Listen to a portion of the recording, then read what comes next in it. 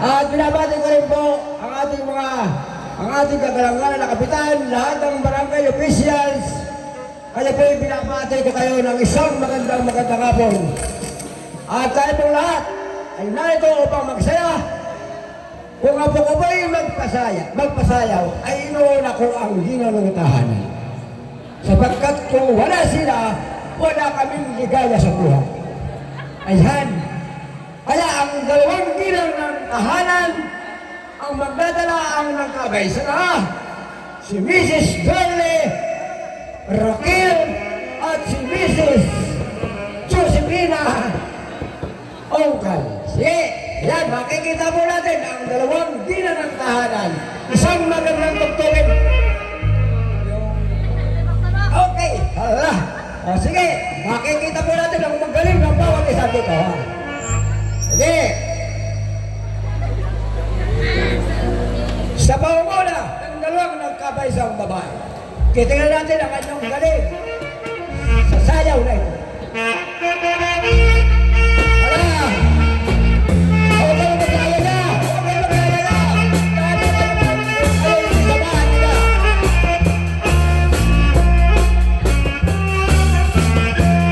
Hala! Wala mo sinasabi! Kung kayo'y hindi nyo makahanap ere, hindi mo kapuso ka rin kapag nasaan ko'y nakat. Wala mo sinasabi! Kung kayo'y sumayo! Sinasabi nyo yan! Wala!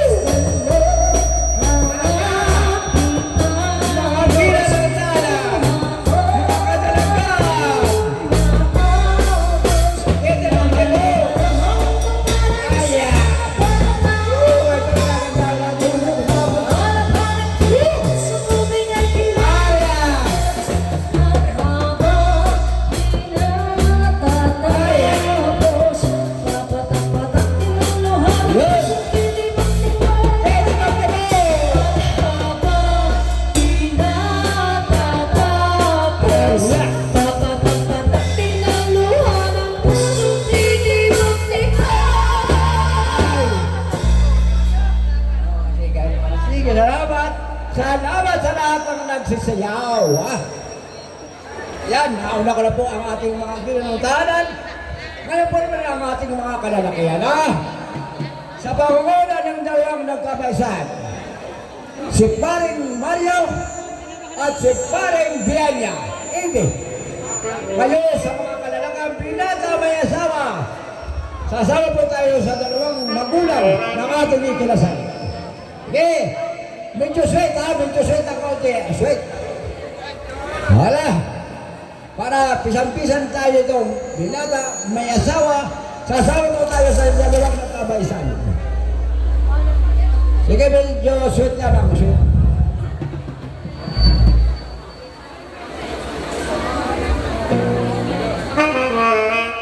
Okay. Paring Mario. Paring Ede. Kayo ang magdadala sa pagtulog ito, bilang magulang.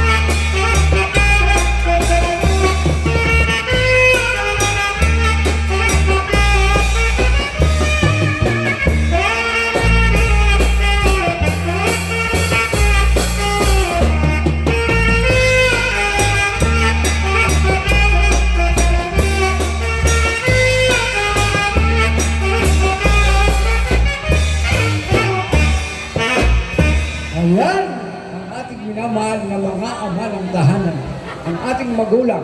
Yan. Kaya, doon sa bagong itinasal, sana ay lagi kayo magbibigayan. Joy, paminsan-minsan, ikaw ay sa ibabaw.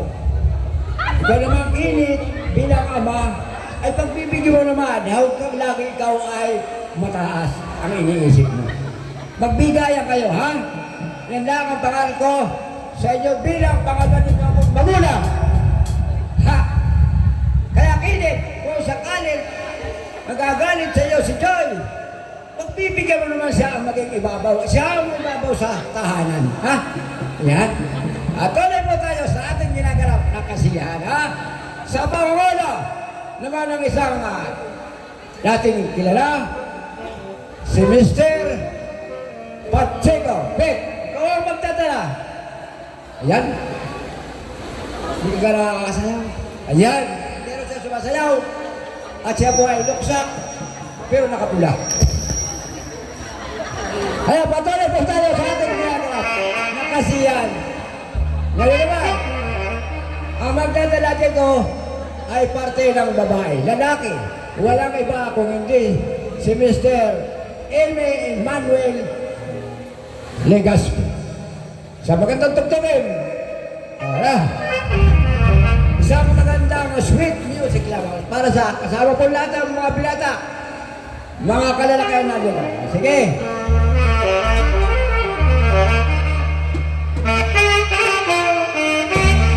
Ayan, Sir Legaspi, Eme.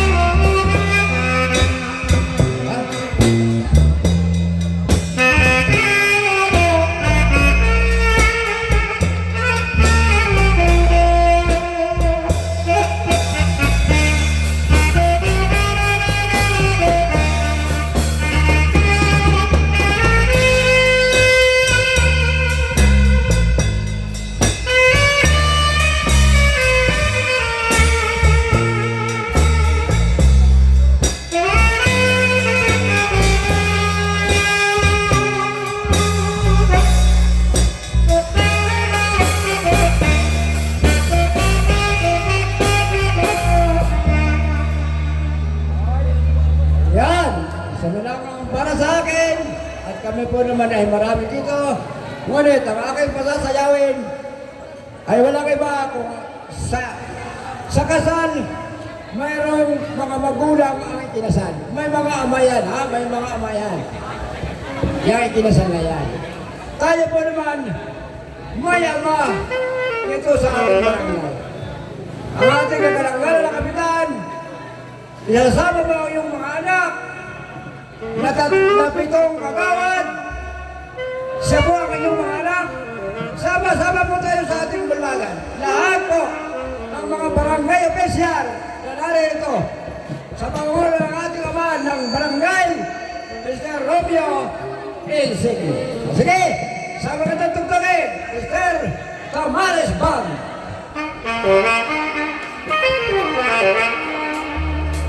Sige. Ang namin niya ka sa patabi-tabi, kayo po ang nagdadala. Sasama po natin lahat ng mga magulang. Ha?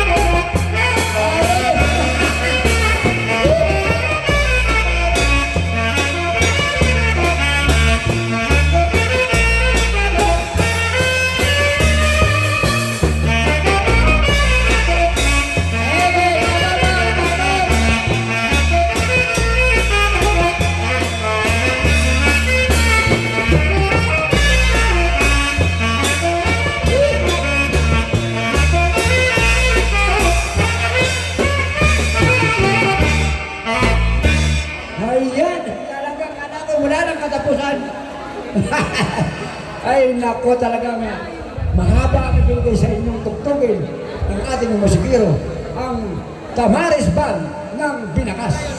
Mr. Rivera, ikaw naman ang humawak ng microphone ito. Salit-salit tayo. Pag tayo nakalima, sunata, abat, balik. Ano? Maganda pong tanghali sa inyong lahat, hapon. At tayo po medyo nagkakainitan na. Kaya, ibibigay ko naman ang sunata para sa lahat ng ginang ng tahanan. Ngunit sa pangungulo ng dalawang nagkabaysan sa araw na ito, na si Pini Unggang at Derly Raquel, kayo po ang magdala ng sunata. Lahat ng ginang ng tahanan, natawagan ko po ng pansin kung magitna mo kayo. Sige. Wala, lakas ng hangin, lakas ng paypay, kaya tuloy-tuloy ang kasiyahan natin. Ibigay mo, paggalang-galang na masikuro ang magandang tugtugin para sa pangunguna ng dalawang nagkabaysan sa araw na ito.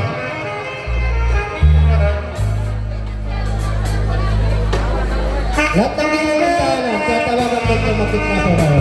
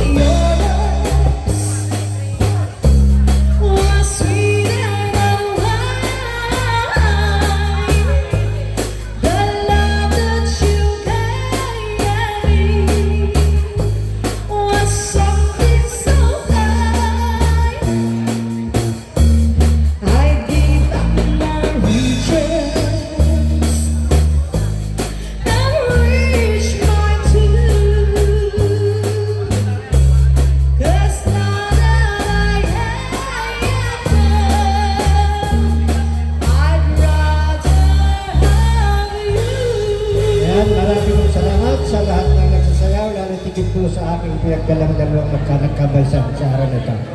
Kaya, dalawang sunata ang pagkakaloob ko sa inyong mga may asawang kababayan sa pangungulo ko ng kapatid ni Pini, si Teresita Bianya.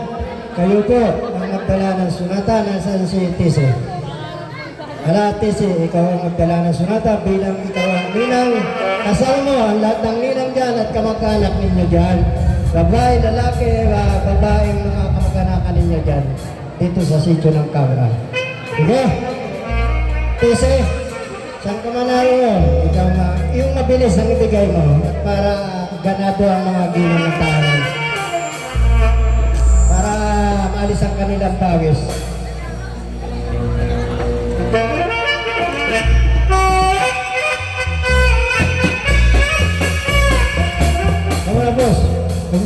kaya ni Tese. Yun daw titipok-tipok na lamang at yun ang kaya ni Tese. Maganda nga yun at mataktak yung pimpin eh. Sige, yung titipok-tipok. Double step down. Lahat ng may kahilingan, sasabihin lang ninyo sa amin at ibibigay natin doon sa masikliyan. Tayo kayong mga ninang ng tahanan, huwag ka kayong mga pabagal-bagal ng mga ninang. Mga kabataan pa kayo, kami. Yan! Lahat ng ninang, at lahat ng ninang ng tahanan, tinatawanan mo kung bakit napakalaspect ko din yan. Kaya lang pinipilit.